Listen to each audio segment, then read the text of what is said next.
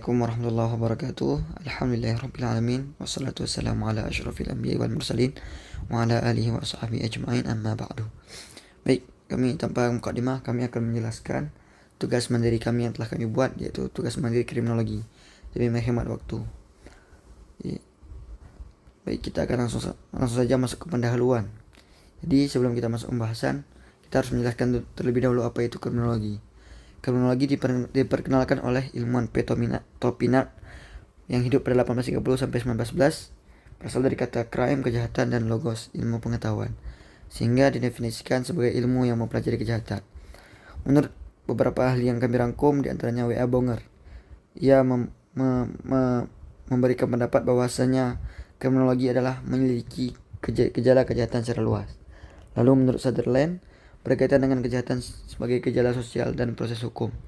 Lalu menurut Wood, pengetahuan tentang perbuatan jahat, penjahat, dan reaksi masyarakat. Kita masuk pembahasan PPT ini. Terdapat dua pembahasan, yaitu sejarah perkembangan pengertian kejahatan, juga pembahasan tentang hubungan kejahatan dengan norma hukum. Baik, kita akan masuk ke topik pertama. Kriminologi dibagi kepada beberapa fase. Fase pertama yaitu fase kuno, karena kriminologi ini baru muncul pada abad ke-18. Ada di antaranya Plato yang menyatakan emas dan manusia adalah sumber kejahatan, karena ketika manusia itu tidak bisa menahan dirinya dari perbuatan tamak, maka ia akan mencari segala cara dan celah untuk mendapatkan kekayaan walaupun dengan hal-hal yang haram. Lalu adanya Aristoteles yang mengaitkan kejahatan dengan masyarakat, juga mencatatkan kemiskinan sebagai penyebab kejahatan, karena kemiskinan menjadi faktor atau salah satu utama sebagai kenapa orang itu melakukan kejahatan. Lalu ada zaman atau fase abad pertengahan. Di antaranya adalah Thomas Aquinas. Ia berkomentar tentang kemiskinan yang memicu kejahatan dan menyatakan bahwa orang kaya yang jatuh miskin cenderung menjadi jahat. Karena itulah kembali lagi kepada penjelasan sebelumnya, bahwasanya ketika orang kaya yang terbiasa hidup dengan mewah dan hedon, ketika ia jatuh miskin, maka ia akan maksa mencari harta dari hal-hal yang haram. Lalu pada fase yang ketiga yaitu zaman permulaan sejarah baru, yaitu abad ke-16, ditandai dengan studi kritis terhadap kejahatan. Thomas More mencatat bahwa kondisi pertanian buruk di Inggris menyebabkan kejahatan, karena bangsawan membeli tanah untuk lahan ternak domba, sehingga semakin sedikit ladang untuk masyarakat mencari rezeki atau bercocok tanam, juga mempengaruhi ekonomi masyarakat, sehingga terjadinya ketimpangan sosial antara masyarakat dan bangsawan.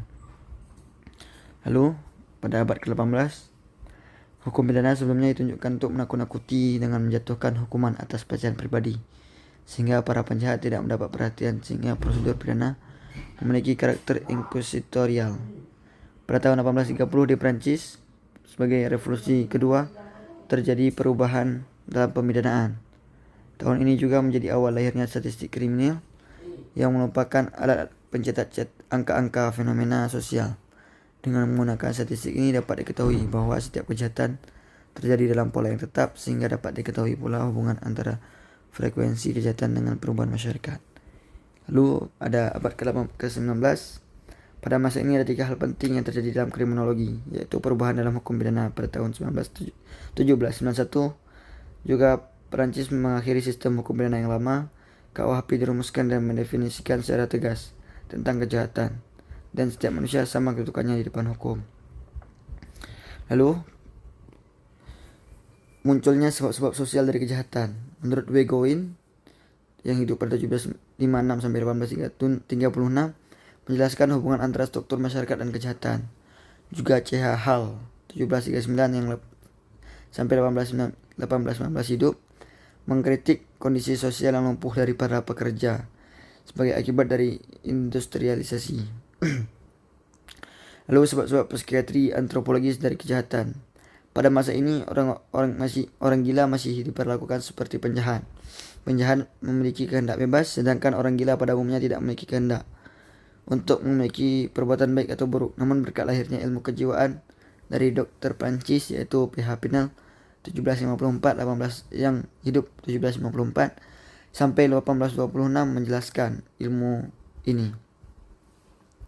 Lalu pada abad ke-20 terjadi 3 aliran berkembang, yaitu aliran positif.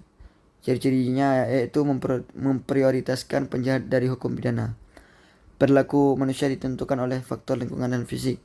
Penjahat sangat berbeda dengan bukan penjahat. Aliran hukum dan kejahatan. Sejak tahun 1960-an, perhatian terhadap hukum mendapatkan kembali peranannya dalam definisi kejahatan.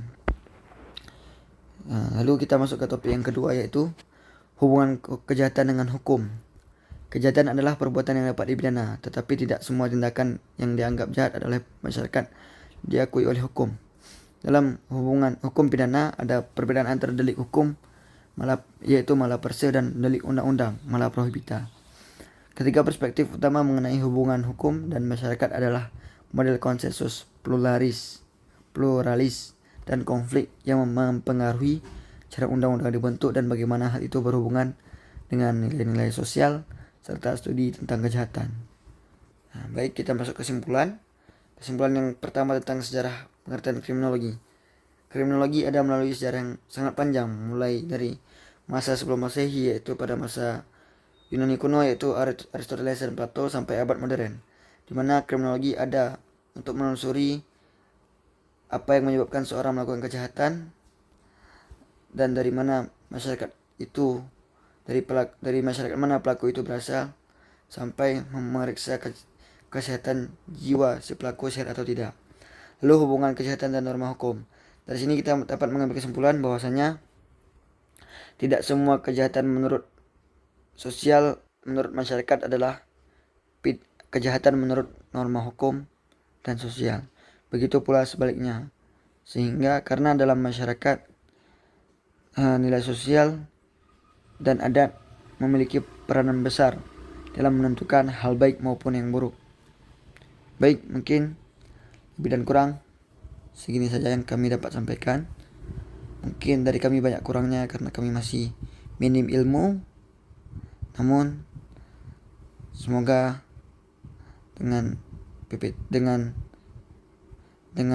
tugas ini telah cukup untuk menjelaskan sedikit dari ilmu ini. Demikian yang dapat kami sampaikan. Lebih dan kurang kami mohon maaf. Billahi taufiq wa hidayah. Assalamualaikum warahmatullahi wabarakatuh.